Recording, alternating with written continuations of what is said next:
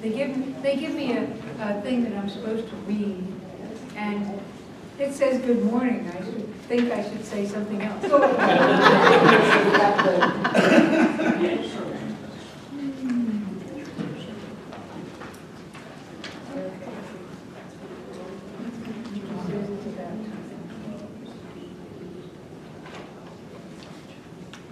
Good afternoon, and welcome to the 42nd CALLERLAB Convention in Springfield, Missouri.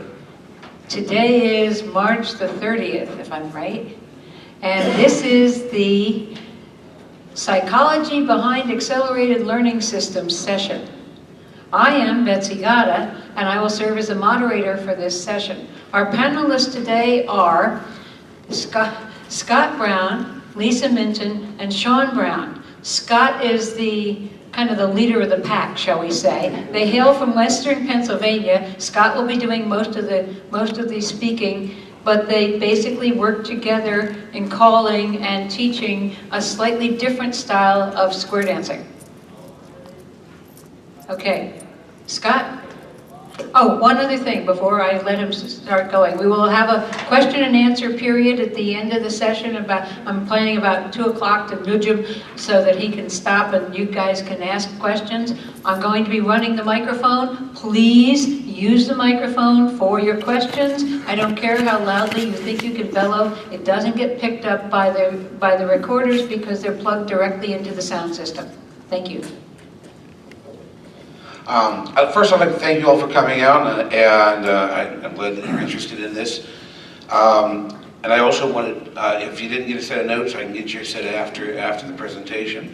Please hold your questions until afterwards. I'll be happy to answer any and address them, but I have a lot of information to get through in a very short time.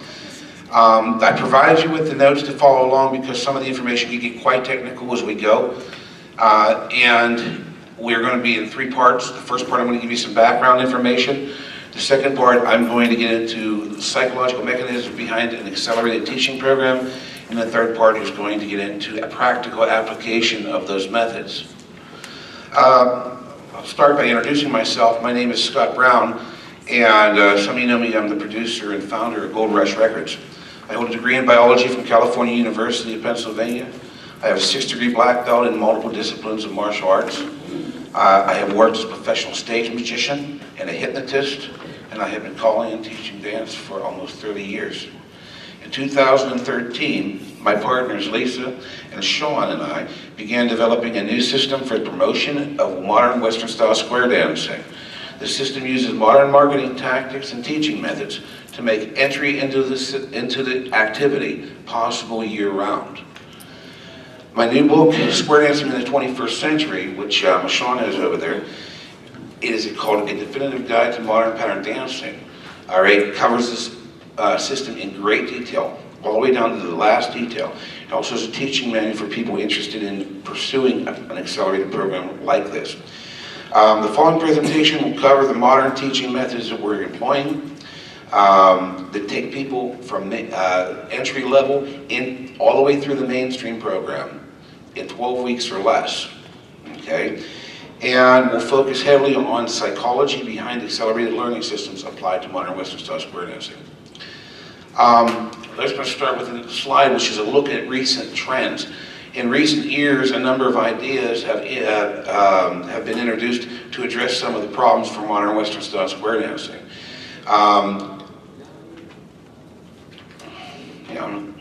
Okay.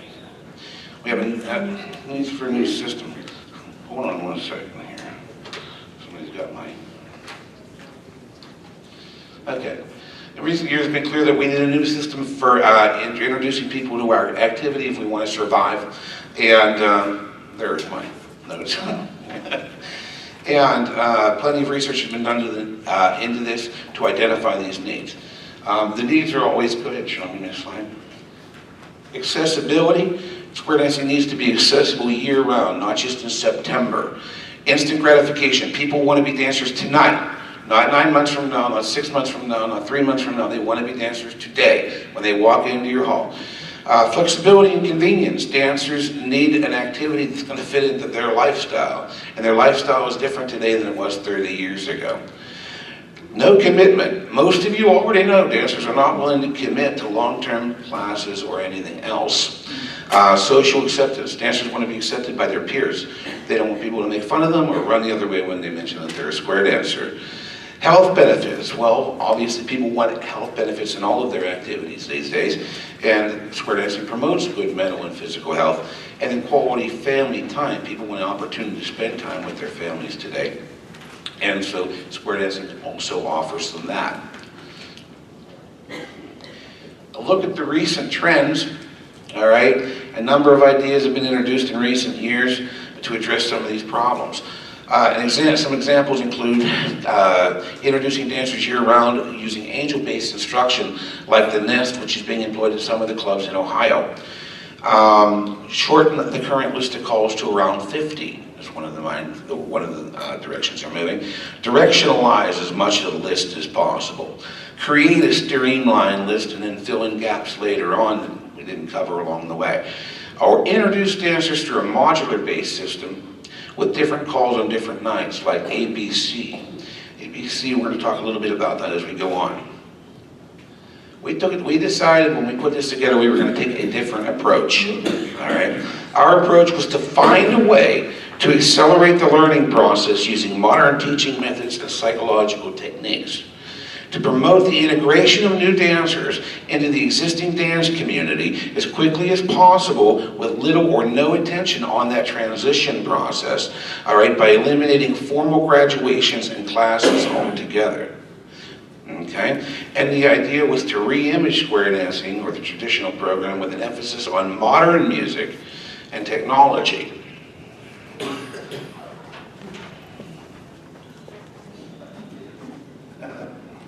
In January 2014, Shawn and I and Lisa launched the Modern Pattern Dance Project. We started a club from scratch in Western Pennsylvania and began to implement and test this new system for teaching modern Western style square dancing.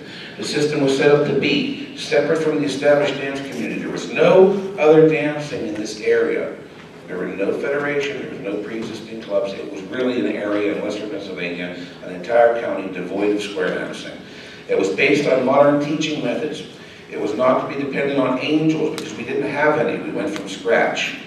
All right, and it was to be open year-round, able to take dancers every week if they walked in the door. Finally, it was focused on the mainstream program with an initial target of producing mainstream dancers in 12 weeks or less. This was based on Wood Shaw's original pattern, which usually took people through the program in about 10 to 12 weeks because they had a lot less calls back then. The results: after 52 consecutive weeks of implementation, the following results were observed and recorded. 44 out of the 52 weeks, and they were consecutive weeks, we didn't cancel any of them. It just didn't happen to fall on holidays or anything. 44 out of those 52 weeks brought new dancers through our doors. 115 new dancers came through the doors, and out of those, about 100 plus of those who tried the program, 65 to 70 of them continued to dance mainstream or above. This is in the course of 52 weeks. Approximately 20 to 25 of those people, however, were transient people. They were made up of extended family members who were just in town visiting for the holidays, and they said, hey, why don't you come to a square dance with us and try this? Or they were kids in town on spring break who they brought in, or on summer break who were off on college, who came in to give it a try. And so they didn't return because really they weren't from the area. They just couldn't come back, and there was no program in their area. About 5 people who showed up were experienced angels, people who danced, all right, and just were looking for a club in the Beaver County area. And then about 10 of them didn't return for reasons we just couldn't track. We did track as many and everybody as we could that were coming through the door. All right, so what did we end up with? Our initial 12-week target. It was repeatedly observed during this time that the new dancers were consistently reaching the mainstream proficiency in 6 to 8 weeks, much earlier than we expected, and becoming strong mainstream dancers by the initial 12-week target. And I can tell you some funny stories about that as they went out to other clubs and couldn't understand why the people with the other clubs were having so much trouble, which is very interesting.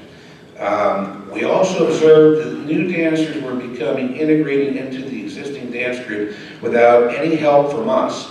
By the time they reached the mainstream level, they were indistinguishable from the pre-existing dancers and no longer seen as new dancers. We observed that dancers were actually tracking their own progress through the system and moving through at their own pace. Finally, we observed that they were continuously bringing friends week after week, providing us with what almost seemed to be an unlimited supply of dancers. Some minor observations or some other observations, we noted that new dancers were from all age groups with many more younger dancers than we initially expected. Our test marketing, or our test messaging, we were test messaging people every week about the dance, and it was playing a huge role in getting them to come back. We text messaged to people every week that was dance night, and believe me, it kept them reminded it was dance night. They showed up, they really used it. And then if we didn't send it out, they wanted to know why they didn't get one. So it was actually incredibly effective. Only about 25% of the new dancers that we had showed interest in pursuing Plus, even though they were strongly encouraged to do so if they wanted to dance at other clubs. And although the dress was casual and square wear was never mentioned, many of our new dancers were showing up in clubs with square dance attire they bought online and on eBay without our even knowledge of it. We just, wow, you look really great, it's awesome. Where did that come from? You know, we couldn't believe it. So what we learned? Well, accessibility, that was the #1 factor contributing to our continued success. The fact that we could take them every week meant they were bringing their friends week after week, and then those people were bringing their friends. So it was just a continuous build. The teaching methods that we were using turned out to be way more effective than we thought they were going to be initially, because they were learning faster than we expected.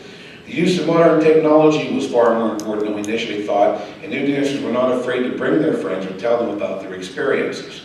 New dancers were building strong social relationships also that were extending beyond the group, something that we didn't expect, that they were actually going out to movies and stuff. And, you know, we didn't see that in other clubs, so we thought it was unique. So anyways, how did it work? Well, that's the next thing we're going to look at. And the way we did this was we looked at the program, and unlike traditional programs that were being used, we developed ours from the perspective of the new dancer that was coming in the door rather than the caller or the experienced dancer. The teaching order was designed to follow a progression that was logical to the student rather than the instructor, building on a foundation that was laid in the very first entry-level tip. Okay? The program utilizes powerful psychological techniques that were developed in other fields such as education, neurolinguistic programming, martial arts, and stage hypnosis to accelerate the learning process, overcome social stereotypes, and to help embed the calls in the student's subconscious. So that's where we're going to move into the second phase, all right, which is the psychology of accelerated learning systems.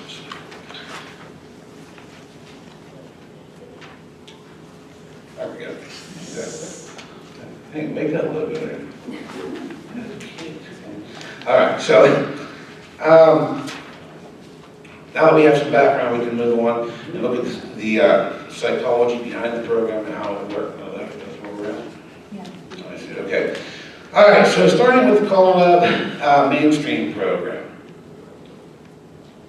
CALLERLAB basic mainstream program consists of 68 calls, beginning with circle left and ending with recycle. It is arranged in a recommended order that is meant to be taught in no less than 58 hours.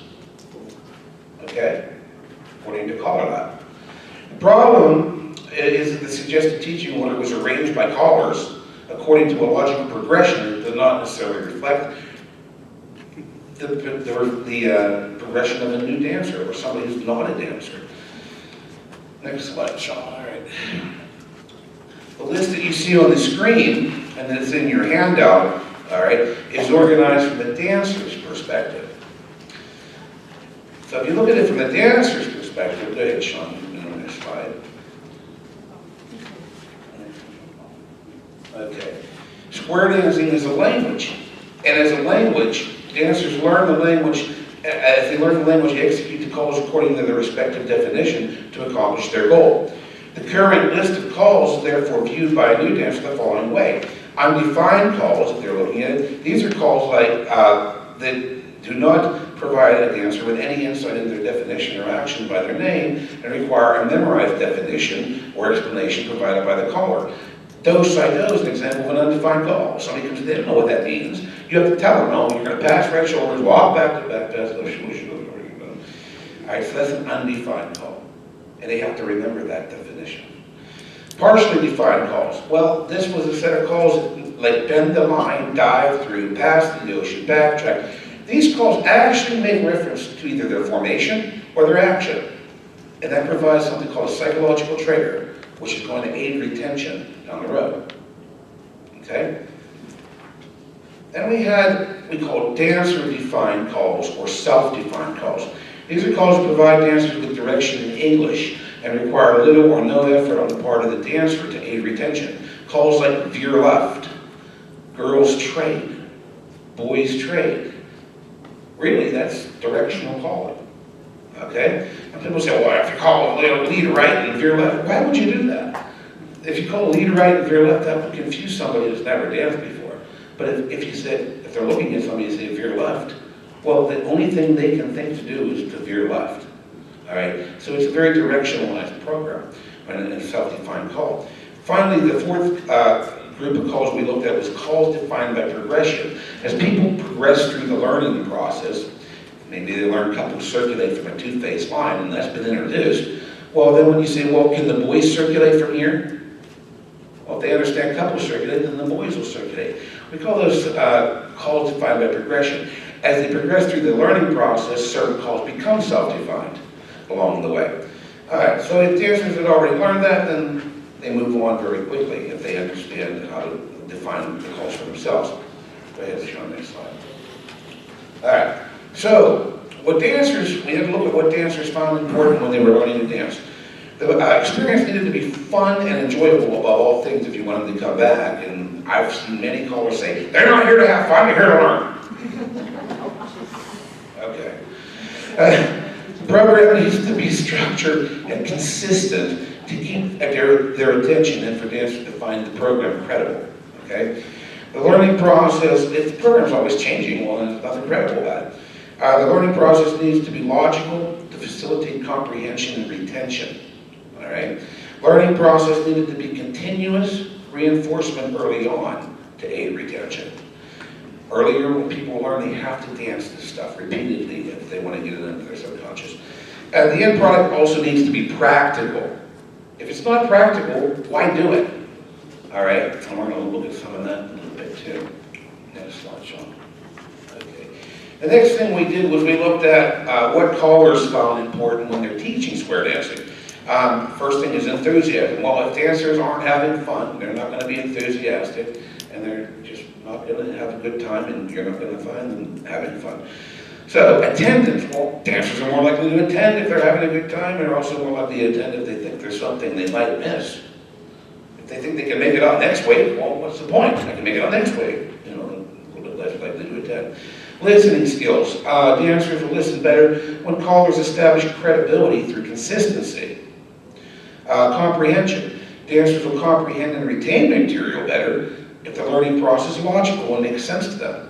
And handholds. A lot of callers say handholds are really important. How do you get them to hold hands? Handholds are easy to accomplish, all right, if you introduce certain calls. And we're going to talk about that. It's called the psychological force. Okay? Reinforcement handholds can be easily accomplished by introducing calls that make them hold hands, even if they don't want to. They don't have a choice. So, and that's how we do it. We're going to talk about that. So, the next thing we had to look at was calling style.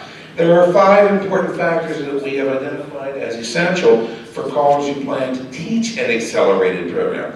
These factors are consistency, balance, efficiency, credibility, and confidence. Consistency is the ability of the caller to stay within the framework of the current program or instruction block, all right, that they're teaching. It is also the ability to repeatedly pick up where they left off when moving to the next phase or instruction block. All right, if you lose track of where you're at, well then it takes time to fix all that. Balance. Balance is the caller's ability to work the new calls evenly from both sides of the square during the teach. This is extremely important so that all dancers get a complete understanding of the calls. Self-defined or dancer-defined efficiency, there we go. Efficiency is the ability of the caller to direct the focus of the teach to a specific set of calls. That means that if the caller only has to call 3 calls to reset the formation for a second walkthrough, and instead calls 8 or 10 calls because he can't get them there, all right, then by the time you get them back, they're already drifting away and they're losing focus on that call that you're trying to teach. So efficiency is very important. Credibility, well, credibility can be expressed as a level of confidence that your dancers have in you, okay? If your credibility suffers, then they lose confidence in you as a teacher. If they lose confidence in you as a teacher, they lose confidence in themselves as dancers. And that slows the process, because the more confident they are, the faster they'll learn. And confidence. Confidence is what you have in yourself, the confidence you have in yourself, your own ability to teach. And if you're not confident in yourself, dancers aren't going to be confident in you either. So again, and of course being confident goes back to the, is directly related to preparation. So if the more prepared you are when you're teaching in class, the more confident you're going to be in what you're doing. So we're going to look at something called memory retention. A lot of people ask about this. And we're going to look a little bit about, look a little bit at how that works. A person's ability to retain information is another important factor when it comes to introducing new material in the learning process. To gain a better understanding of how people retain information, we're going to look at a couple examples. First of all, if I were to ask somebody what number came after 6, most people would say 7. If I said 5 came after 6, then you would think we were going backwards, right? Yeah. All right. What if I said 2 came after 6? It would mean nothing to you. You would be expected, all right, to learn a whole new order and a reason for that order, and you would have to remember that in order for you to retain that information, okay?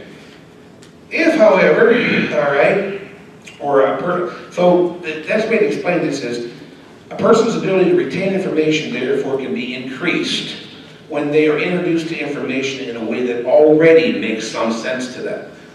So later on at the end, if I say what number comes after 6, you all know it could be 5 or 7, because we talked about that, right? Or it's going to be easy to remember. You probably won't remember 2. So, all right. So the next thing we look at is why we forget. Well, we should try to understand why people forget things and on the subconscious level, choosing to remember something or not remember it can kind of be viewed as keeping secrets from ourselves. You see this all the time in traumatic events in people's lives, cause them to black out or forget something, okay? Now, we do this subconsciously all the time. We choose not to remember something. And then why do we do that? Because to do so will just complicate the matter, all right, or confuse something that we view as more important. So we block that out of our mind and focus on what we feel is more important. That's why we forget things. So now what we're going to do is we're going to look at the way that dancers develop in the teaching order, a new teaching order. If you look up here, all right, this is pretty much the way most callers would run their opening tip, okay? This is what dancers experience in just about any entry-level tip. First call, they learn a circle left and circle right, usually followed by do, side do, with a partner, then do, side do with the corner. Once the corner location is identified, element left is usually introduced. Now the positions of corner and partner have been established. Caller can generally go on to introduce right and left brand, or the number and name the couples. At this point, the dancers are introduced to the concept of working with opposite pairs, using calls like up to the middle and back, do, side do, or possibly pass through and do a U-turn back. All this sounds familiar because we all do it, right? All right. At this early stage, however, a logical process begins to embed itself in the subconscious of the dancer. By recognizing the logic of that process, we can use it to our advantage when it comes to teaching the other entry-level calls. So an example of using dancer logic is, if the caller has taught California Twirl, When the call star through is introduced, it will usually be viewed by a new dancer as a California twirl with the opposite lady. Whether you see it that way or not doesn't matter, because they see it that way. So your view, and when we tell them that it's not that way, if we insist that it's not, we're forcing them to remember it in a way that's not natural to them. You're going to make an arch, the boy's right hand, the girl's left hand, the girl's going to go under the arch, the boy's going to go over, you're both going to quarter in. They do not know what that means on the first step, and they're not going to know. All right? That's not their way of remembering it. That's the way we force them to remember it. But if they already know California twirl, and you say, okay, do a California twirl with the opposite, make an arch with the opposite lady, and do a California twirl, you'll be looking at your partner. They will do that. We call that star through. They will understand that. All right? Another example would be right and left grand. Once right and left grand has been introduced, which I introduced very early on, then when square through 4 is introduced, dancers a lot of times will view that as a right and left grand with the opposite couple. It's 4 hands. You say, that's a wrong way grand. It's not really a right and left grand. They don't know what a wrong way grand is. If you ask them to explain it, define it, what do they see? They see a right and left grand with the opposite couple. These are just examples of the work on the conscious level of what new people see when they come into our activity. Whether we see them that way isn't what we're looking at here. We're looking at what they see.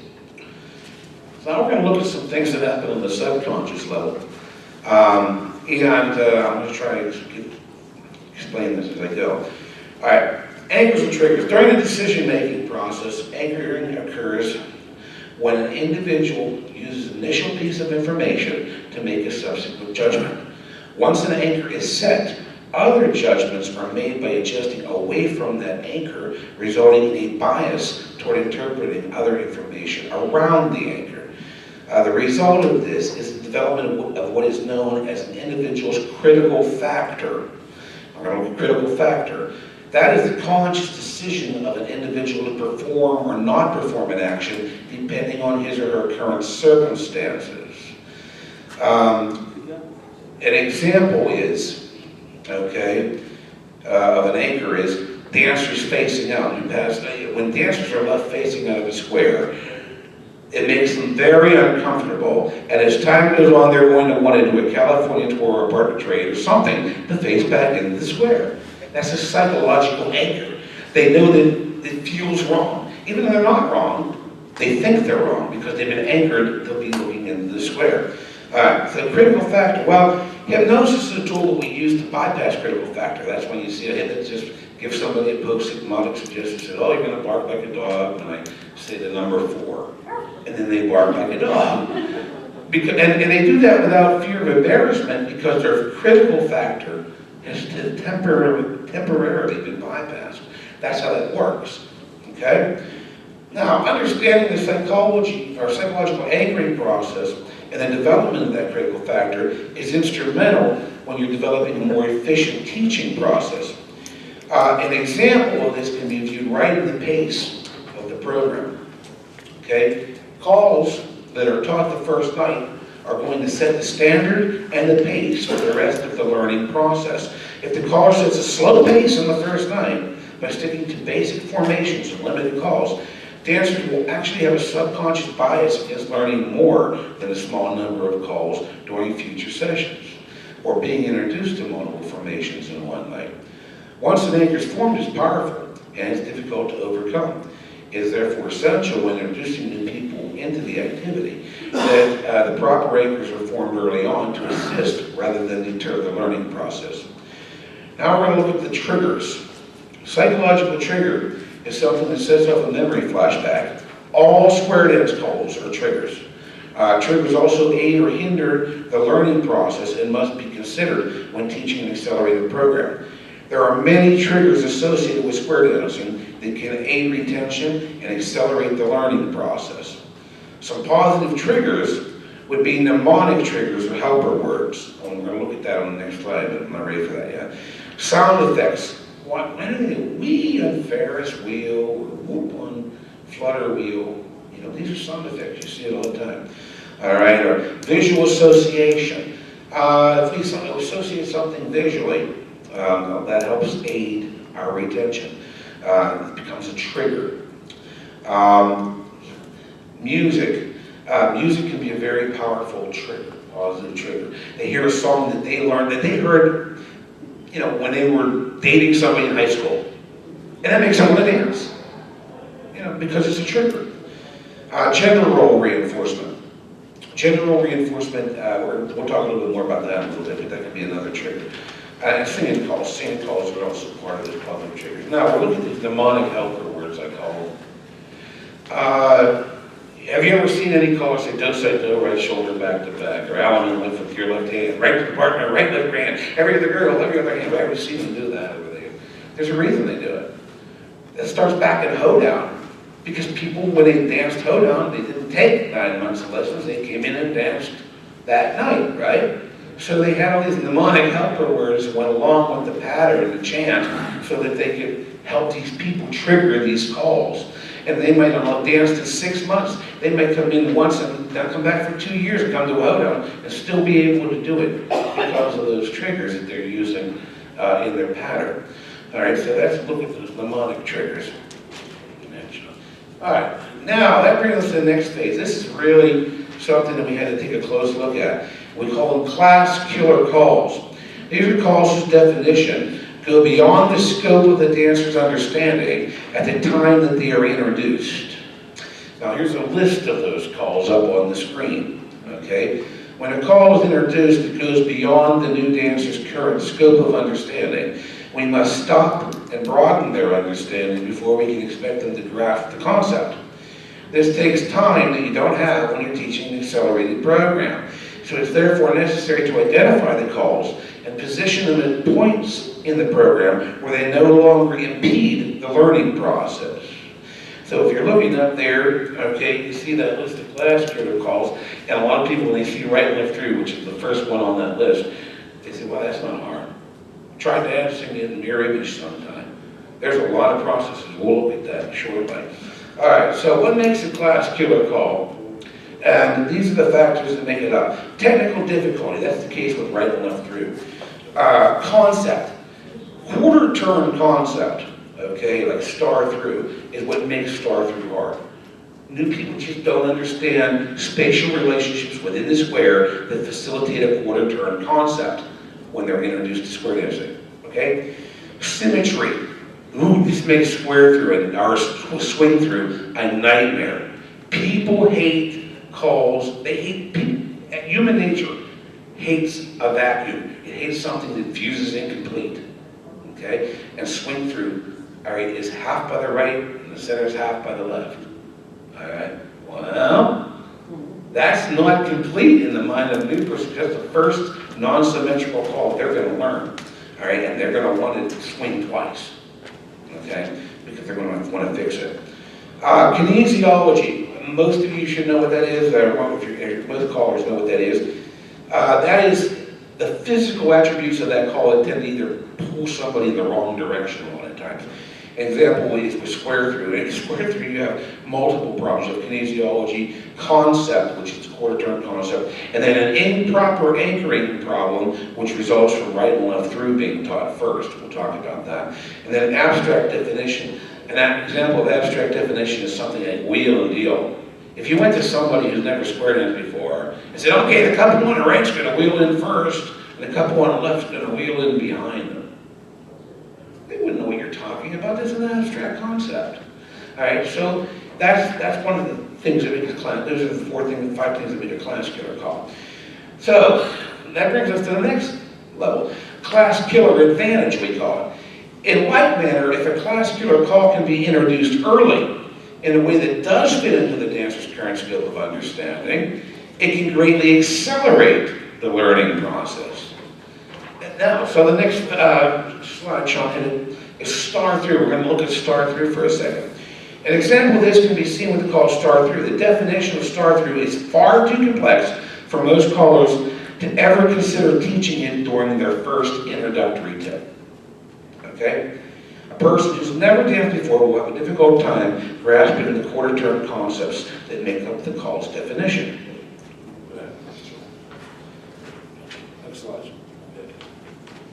So, if however a technique was utilized, okay, that would allow new dancers to easily grasp and perform the call during the introductory tip, then the call would now be able to, the caller would now be able to introduce far more positions and formations in the introductory tip that would normally be possible. By introducing this new dynamic of position variance early on in the first tip, then the callers can prevent the development of psychological anchors associated with limited positions in traditional square formations. The end result is an overall acceleration of the learning process. People don't think that the call partner is always going to be on the right and the corner is always going to be on the left the first time they're in a box and they realize, oh, the corner's standing in front of me. So you're trying to keep these anchors from forming early so that you can accelerate the learning process. We're going to look quickly at right and left through. This is what a person has to remember when they do a right and left through. That's what they have to remember, okay? You don't have to remember it because it's in your subconscious and you do it subconsciously. But they have to remember that. And so while they're remembering all of that, all right, on the first time you teach it, all right, early on, what they have to remember, because remember now, people who teach this on the first or second night, now they're just learning courtesy turns. That's all going to be triggered in their subconscious, all right, in order for them and their memories for them to perform that call. Right and left through is at the top of our class schedule is because learning it early on will impede the learning process significantly. The calls right and left through, star through, and square through, however, are actually really important to accelerating the program down the road. So we use pass through and wheel around as a substitution for right and left through. Okay? Because, go ahead, Shawn, with the next one. Because, well, you're on it. Okay. Because of wheel around. All right.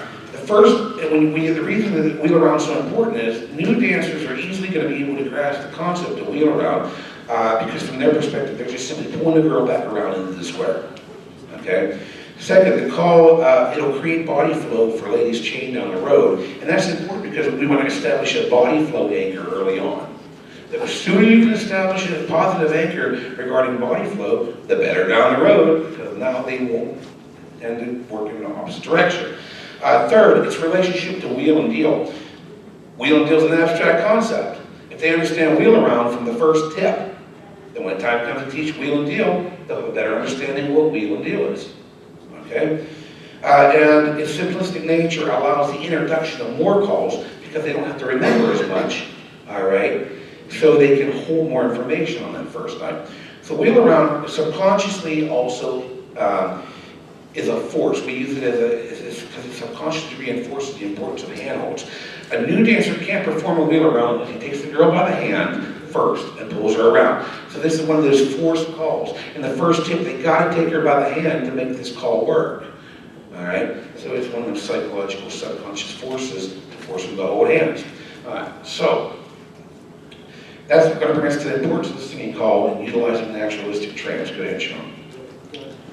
All right, to a new dancer, singing calls represent completion, accomplishment, success in dancing, success as a group, practical application, cultural identity, social acceptance, expression, closure to the tip, and a job well done. To an instructor, singing calls serve a far more valuable purpose. They assist and accelerate the learning process through the use of naturalistic trance. So let's look at trance. Trance is defined as a psychological state with physiological attributes resembling sleep, all right, marked by a heightened state of awareness outside the ordinary conscious state. Most people associate trance with artificial induction process like you see on Stage Magician or Hypnotist. That type of trance is something called somnambulistic trance, which is not what we're going to be looking at. The type of trance that we're discussing is called naturally occurring trance or naturalistic trance. Has anybody here ever shifted gears in a car without thinking about it, turned their high beams on and off, put the milk back in the refrigerator without thinking about it? That's naturalistic trance, okay? Throughout the course of your day, you're moving in and out of naturalistic trance all the time. So if we use that to our advantage, it'll help us accelerate the learning process. Okay, when a caller calls swing through, most dancers automatically step to an ocean wave, right? Okay.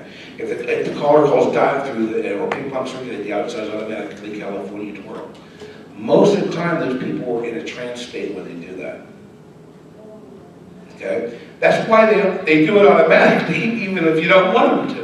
Have you ever noticed, right? So that's why they do that, because they're in that state of trance.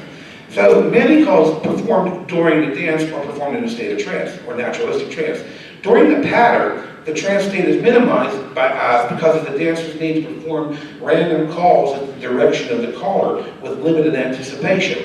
The conscious focus on the the dancer during the pattern is on the caller rather than the music. But during the sing call, all right, the conscious focus of the dancer goes to the music. And they listen to the music, and they sing along to the music, and they're performing the calls in a state of naturalistic trance, subconsciously tuned into the caller. All right? So what it ends up doing is, the result of all this, go ahead, Shawn, hit it. All right, is the embedding of the calls in the subconscious of the dancer, aiding retention, and therefore accelerating the learning process. So the singing calls are incredibly important in teaching this activity. Plus, they're fun. Plus, they represent practical application. Oh, wow, we learned all these calls. We're actually dancing these calls. That's what they say. All right? Also, this is the next subconscious factor of it is the importance of closure. All right? One of the most important psychological aspects of the singing call is the sense of closure it brings to dancers. The positive psychological effects created by the singing call are so powerful that the choice of the caller not to do one can often leave dancers frustrated or disappointed. New dancers, above all, need a sense of closure. The singing call provides this closure, allowing new dancers to focus their efforts toward the next phase of instruction. Not providing the singing call or the closure subconsciously prevents dancers from wanting to move forward, even if they want to do it on a conscious level. They think that they haven't completed the cycle. They think that you haven't, you cheated them out of a singing call. That's their, they don't, even if they don't consciously think it, subconsciously they do think it, and it becomes a problem. All right, so we're going to look at the practical application of these things now in the last part of this, and we're going to look at how we apply this stuff when we're teaching in class. Okay, so up on the screen you see what we call the new teaching order, or our teaching order. All right. The above teaching order is made up of 3 program blocks. Each block is meant to be covered in over a period of 2 weeks. The A program is the most critical and tightly constructed and provides the necessary information for the B and C programs. Couples, girls, and boys circulate from a 2-phase line can be introduced early in the end of week 2, as you can, or bend the line as well, if the dancers have a firm handle on the A program. It is also important to note that the A program, while it's the most critical to the foundation, okay, is also repeated, okay, each week when new dancers come in. So it gets reinforced the most. All right, go ahead, next slide.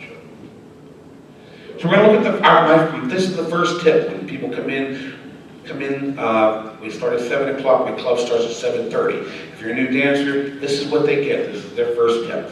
All right, if you look at that, almost everybody in this room teaches those calls in their first tip. Just about every one of them calls except for 3. And the 3 calls that they don't normally teach are in red. Hit the next one. All right, and that's Wheel Around California Twirl and Star Through. But this is the key to setting the accelerated pace right here. All right. It's the introduction of these 3 calls that are going to change the entire dynamic of the first tip and ultimately accelerate the learning process.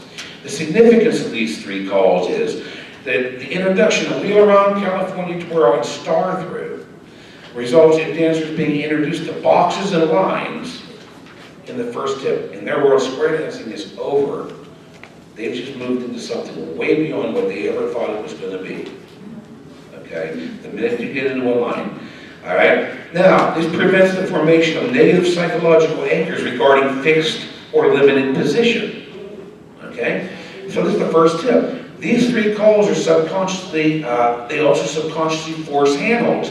If you can't perform any one of those 3 calls, Star Through, California Twirl, or Wheel Around, without holding hands. So they have to hold hands to do that. All right, and then the finally corner progression during the same call reinforces social importance of dancing, and it also reinforces traditional gender roles associated with that. I don't have time to get into the details of that aspect of it. It's in my book.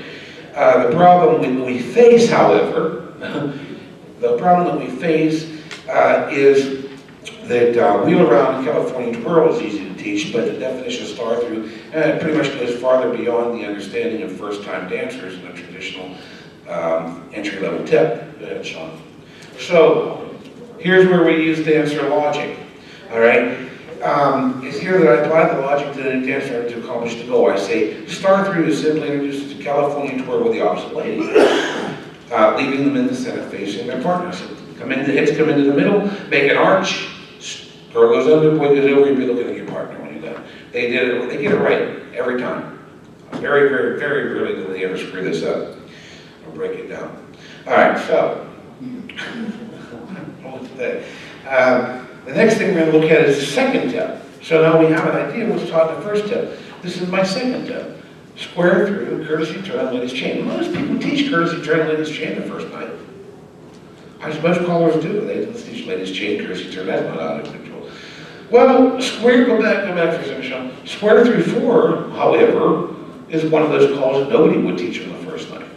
Now you see there's this two-part concept, the concepts that are introduced. Square through 4, all right, doesn't change concept. You're still in a quarter turn concept. But the two-part concept centers around ladies chain and courtesy turn.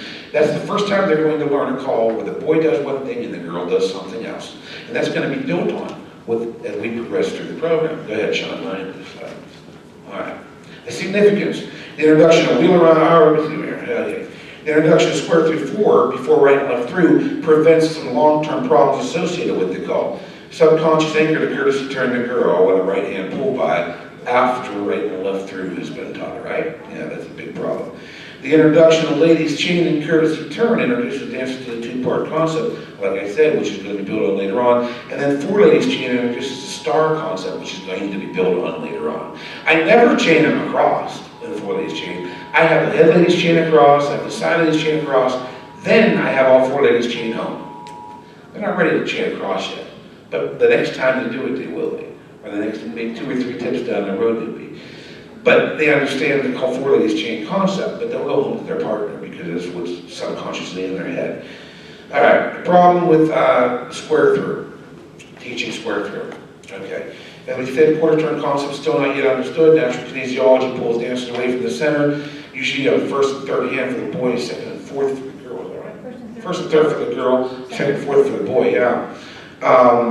That makes them turn the wrong way. Once right and left through is introduced, dancers have a subconscious anchor to courtesy turn the girl on the right hand pull by, and dancers forget to let go after the 4th hand. Dancers forget to let go after the 4th hand. Anybody see that before?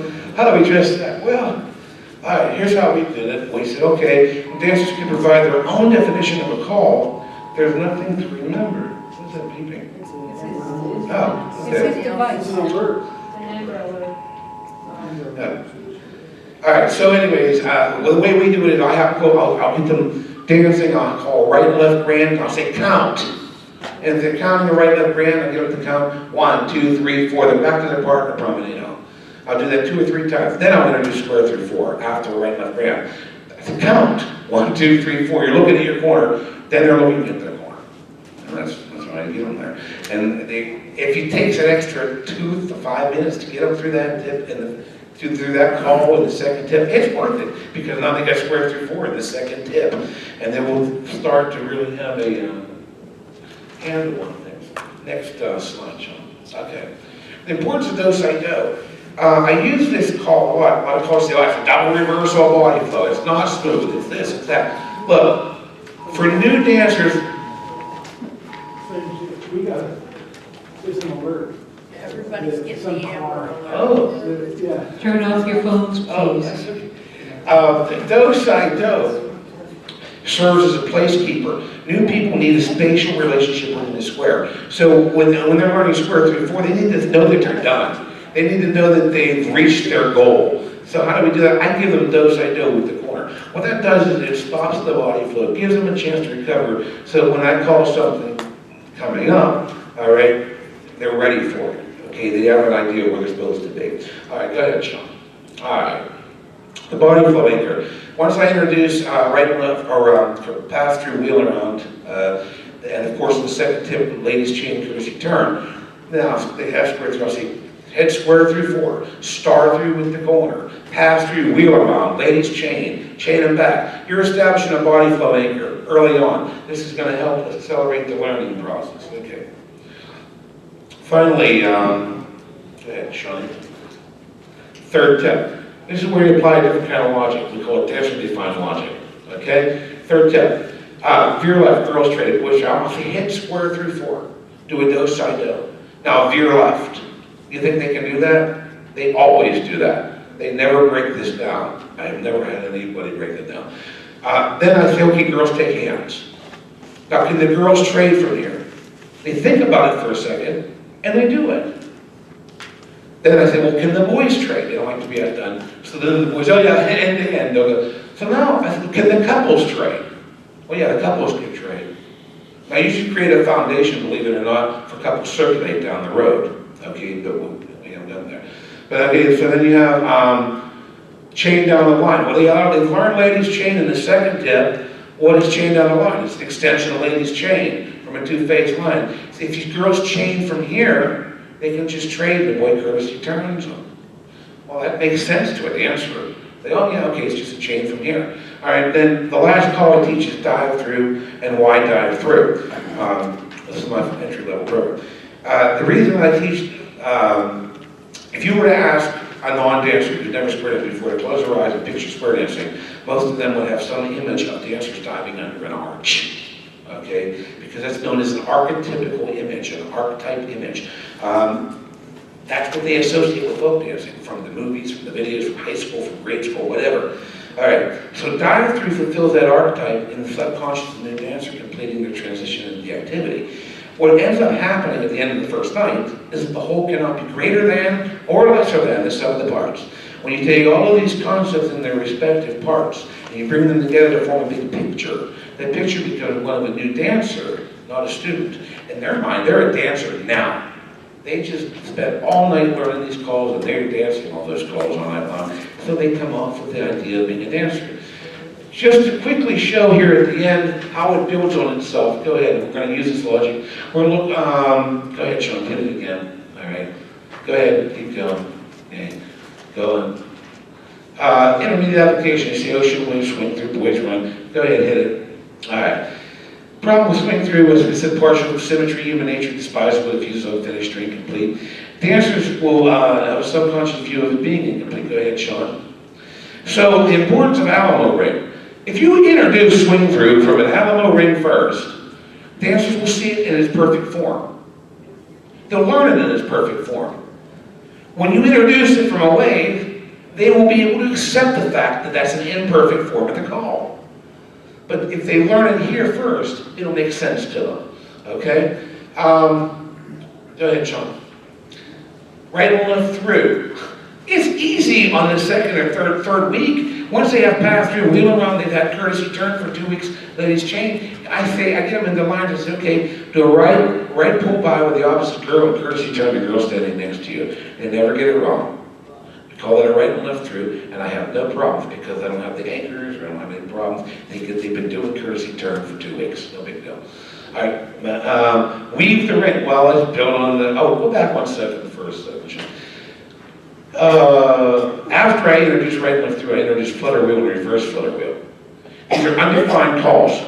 However, there's a couple things to note about that. Flutter wheel, because of its unique nature, okay, is an extension of ladies chain, which they understand very, very well after the first couple weeks.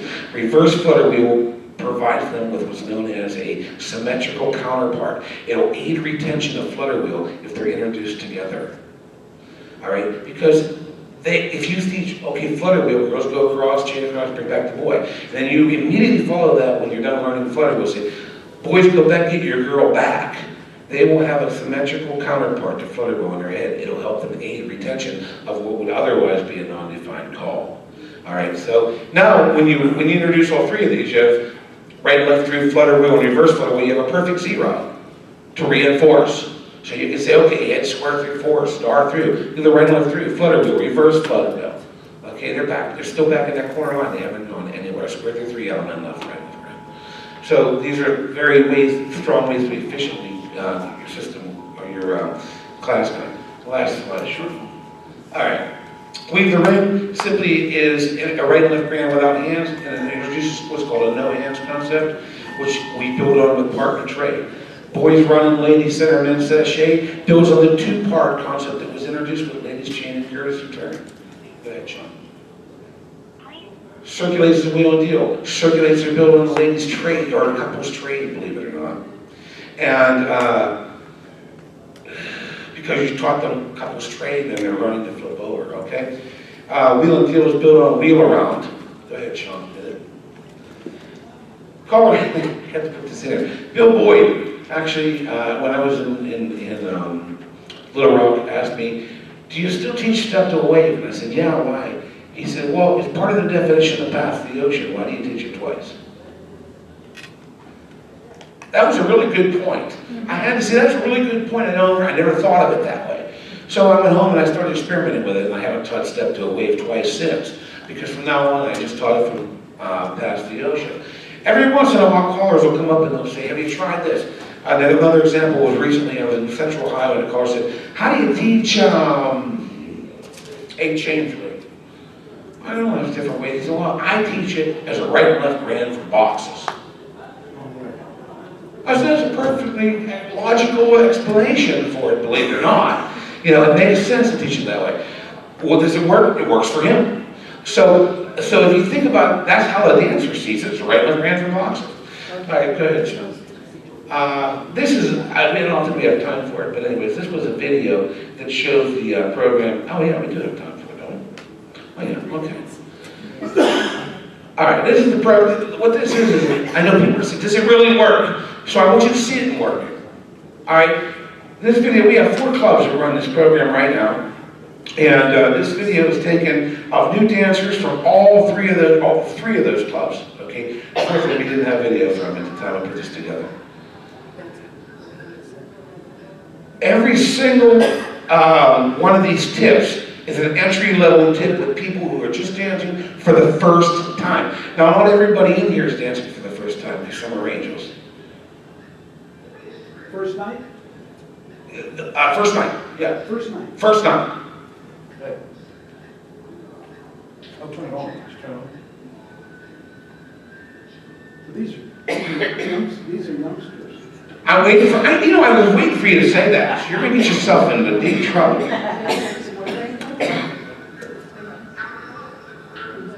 took it up fast. I'm going to talk about that too. I know, they pick it up fast. Don't get it. You're going to get it. I'm waiting for them. Is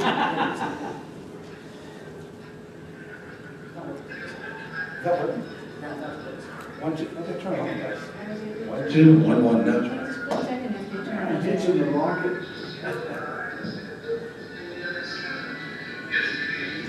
You teach them that rocket is a circle? Up and down, you're doing? Yeah. When they circle, they go up and down the hands. They do it on the circle down.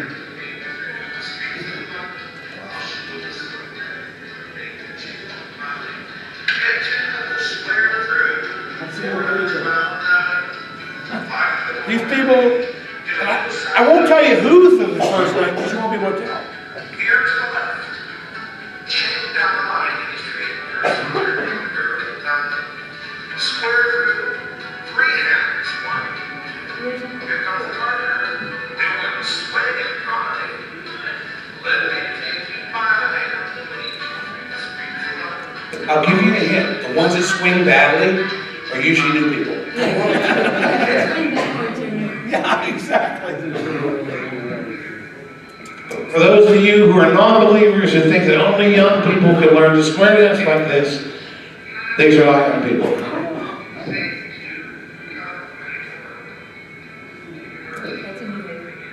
You'll see them making mistakes because they've never done this before. Yep. She likes it right now. Yeah, she'll get it right.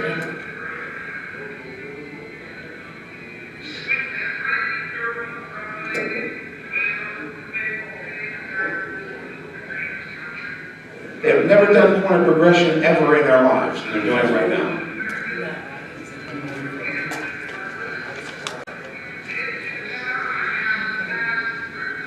This is is like the second or third tip of that night. This is all first night. All first night for these, yes, all first night.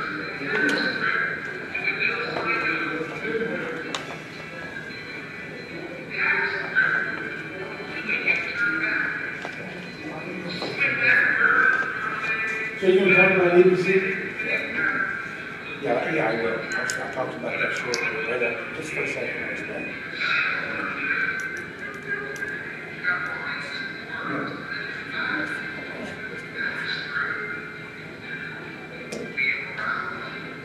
So I'm doing the wheel around. Ladies chained. They're in line. This is the first, this is the second tip. That's the second tip.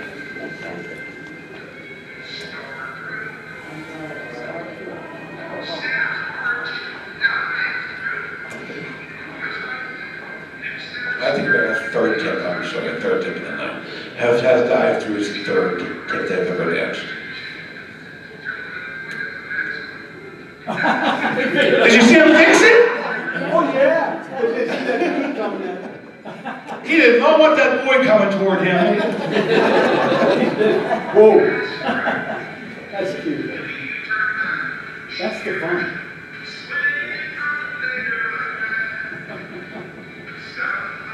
And he's not telling anybody about it. No. That's amazing. That's the same call, and that's just the same group. I mean, I shot this group with 3 different tips to show the rest.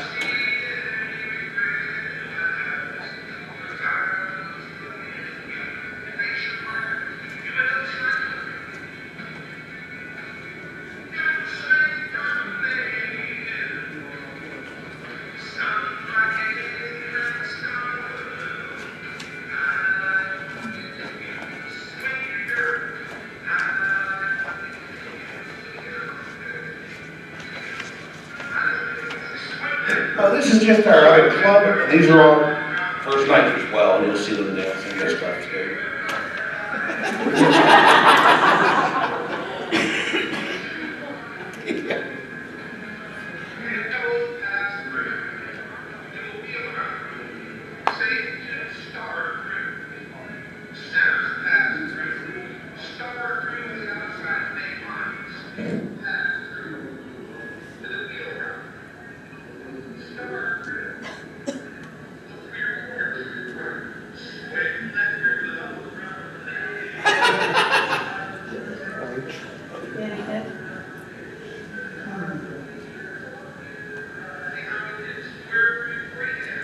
Same group, same night.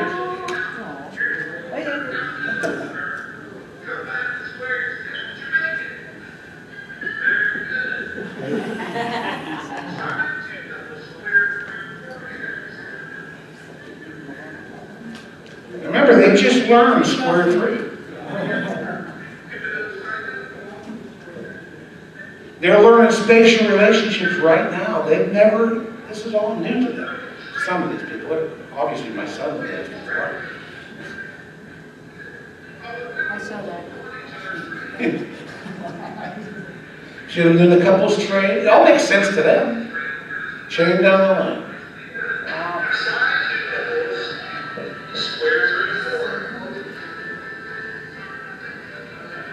This is the singer. Same nice last segment. Now on your left, chain down the line in this straight nursing turn. Square through 3 hands. Swing this corner. And promenade.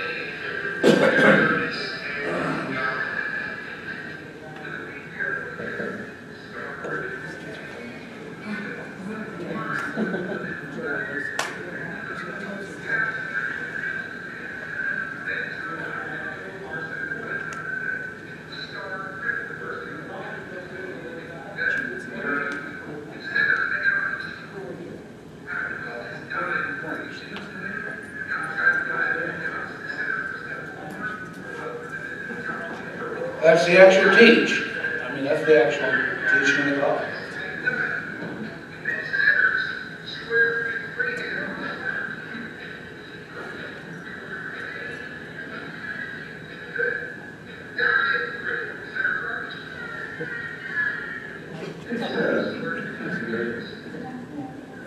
And they love it, they have fun with it. They can do, it today, it's dancing.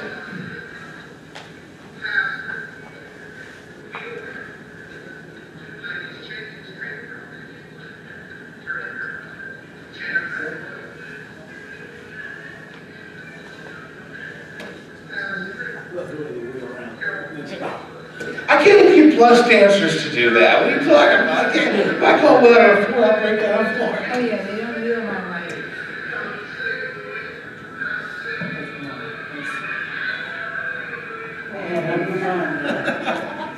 Yeah, that's great. Having fun.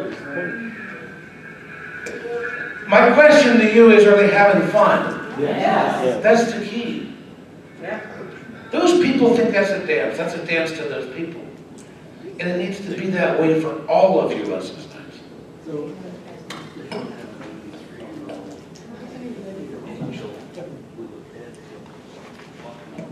It is on. All right, we are ready for questions.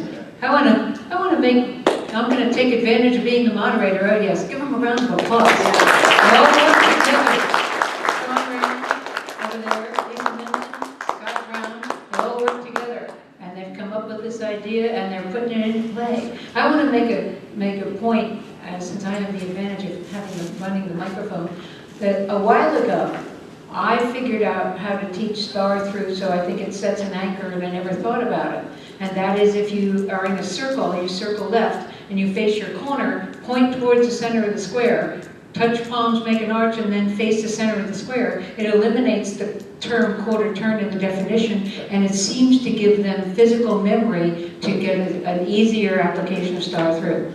So that was one of the things I figured out before I ever met these guys. Now I know why. Do we have questions, comments? State your name and where you're from and ask your question, please. Tom Crisp, Tucson. You were talking about the ABC. Can you explain how you do that and get new dancers in every single week? Okay, when we looked at the programs, and examined everything that was being taught out there today, the most viable program that we felt would meet the needs of today's dancer was the ABC program at the time. The problem with the ABC program was that although the ABC program was modular based and allowed people introduction to different calls on different nights, it only took them up to around between 20 and 25 calls. So it left them in an area that was unreinforceable. In other words, we got people in Netherworld that can't go to a club. All right, and that was the problem with ABC. So what Shawn said, this is my son's idea, by the way, when he was working on a senior project. He said, Dad, can't we just expand the ABC program to cover the mainstream list? So it was a brilliant idea. I said, maybe we could. So we said, let's look at a way to take the ABC program and expand it to cover the mainstream program. And using some of these techniques, we were able to do that. All right, so basically what we did was we used the ABC program, and I credited Jerry and told him about that. We used it as a framework, a modular framework for our own program. And so, yes, we believe in the principles behind ABC, we just felt it didn't have enough calls behind it. Okay, I see hands here and there. Do you have a list of what you use? Yes, sir. It's on your... Should be in the handout. I'm Rachel Schlitter from North Carolina, and my question is similar. How do you keep it running so that every week you're getting new dancers? Great question. We can't believe that every week we were getting new dancers. The minute we opened it and it was accessible to the public, hit that last slide. Yeah, last slide, I'll explain that. That's a good question. That was how we kept it. We didn't realize that was coming. What ended up happening was, we originally marketed to everybody, but we had a target demographic of people between the ages of 30 and 50. That's what we thought was the best age group to go after. We were wrong, and we really were. The reason we were wrong was we marketed to everybody. We found, was the best source for providing new dancers, came from the 14 to 29-year-olds who had a heck of a lot more friends, than the rest of us did. Actually, that wasn't my question. My question is, how do you teach it so that Yeah. Yeah, how do we keep the? Oh, I see. Repeat the That's called the $1,000,000 question, and you've asked me the same question. Repeat the question since it wasn't on Okay, mic. the question is, how do you keep the program at its different levels from week to week? If you have entry-level people and then you have intermediate people, how do you teach the different programs, right? Is that what you're... Okay, yeah, I addressed that. It's called the $1,000,000 question in my book. It's what it's called. The way we do it is, like I said, we run the entry-level program every week starting at 7 p.m. All right, then we have a club-level tip, and then we have another entry-level tip, and then a club-level tip, and an entry-level tip. All right. At the mainstream clubs, where we only dance mainstream, it's easy because we just simply input the first mainstream tip of the night. We just make that into the intermediate teach. Okay, when we want to introduce we have a group that's coming into the intermediate program. What I'll say to them, I say, how many people here have been here 3 times? And they put their hands up. Come on out, you're in this tip. And then I introduce the intermediate teach. They track themselves. I say, have you been here more than 4 times? Put your hand up. They put their hand up. Come on out, you're in this next tip. And then that's how I do it. And by the time they're in that B program, the rest of the club doesn't care about getting up and dancing. They have no problem, because they're actually dancing some pretty dynamic stuff by then. So they just want to dance with the new people. They don't care. They just really have a good time. They don't notice the difference between the intermediate and the C program. Hi, Laura Muller from, Laura Mora from Lawrence, Kansas. So you're doing this as part of a dance then, teaching. You're not doing this as a standalone lesson with new people. I wish we had standalone lessons. See, in my book I talk about this in implementation. I say, I wish I had a night separate from dance night. A lot of people have that because it's ideal. Because I can just implement my teaching during that time. But I don't. So I will tell you this. Oh, you asked how we do it. Well, we don't take breaks. That's how we do it. Which is, by the way, there's a couple funny things that happen from that. We don't take breaks. We call about 8 to 9 tips a night. We never expected people wanting to dance 8 or 9 tips a night. We figured that the experienced dancers would just, sit the entry-level tips out. Now we find they actually dance 8, sometimes 9 tips a night. We couldn't believe that. And then we found out later on, we started getting bookings at other clubs, how bored we were. Because we go out and we call a tip or dance at another club, and they have a break in between. As your concert caller, you're probably thinking, oh yeah, it makes sense from a concert perspective, because they don't take breaks either, see. So we go out now and we call guest spots, we're always bored, we don't know what to do with ourselves. We're sitting around, why are we here? Because we're constantly calling, when we're teaching the program. I have to say, I'm Betsy Gotta, the moderator. I'm from New Jersey. Our club, it turned itself around, our mainstream club, because we didn't have another night to teach lessons. We taught the lessons an hour before the dance, and every other tip is wherever the class is. And the club members bought into it, rather than it being a class tip and a club tip, it's an all skate or an everybody tip and a mainstream tip. And if you say everybody can dance this one or everybody's out, it takes away that quote stigma of somebody thinking, oh, they don't want to dance with the new dancers, because everybody has fun, because you can make it feel like dancing. Who else has a good question or any question? Good, bad, or indifferent? Judy Tumbleson from Topeka, Kansas. When you first started speaking, you talked about that you went to an area where there was no square dancing. Correct. So can you talk to us a little bit about how you marketed that and got them there the first night? Yeah, we went to a county, or a tri-state region actually, right in the corner of southwestern Pennsylvania, which had no clubs in the area. And what we did was we printed up flyers. We have a flyer, Andy. Show them what a roll. You're just about out of time, so just answer the question. Yeah, we printed up flyers, and we literally put up a sign. And at the hall we rented, we put up a sign that says square dancing on Monday night at 7 p.m. We sent out text messages, believe it or not, to as many people that we thought might be interested in just coming down for a night of dancing. We put word of mouth out, put flyers in convenience stores and bars. Believe it or not, we walk into the bars out there and our flyers are still hanging there. And it's funny because she says, this is where people go. You know, and strangely enough, it worked. People started showing up. They just started showing up. They said, oh, we saw your flyer, or we got a text message. And we started with maybe, even if you have 4 people, so what? Teach them. Call to them. Call to them all night. Give them a dance. And this week you'll have 8 people, or 6 people, or 12 people. So dance them, because once they're in that habit, they'll come back week after week after week. I want to thank Scott and Shawn and Lisa for all of their work in putting this together. And for being great panelists. Thank you, folks. And thank you all for being here. It's a great time. Learning more about the program that we're running, how it works, the technical details of it. We have our books up here called Modern Pattern Dancing.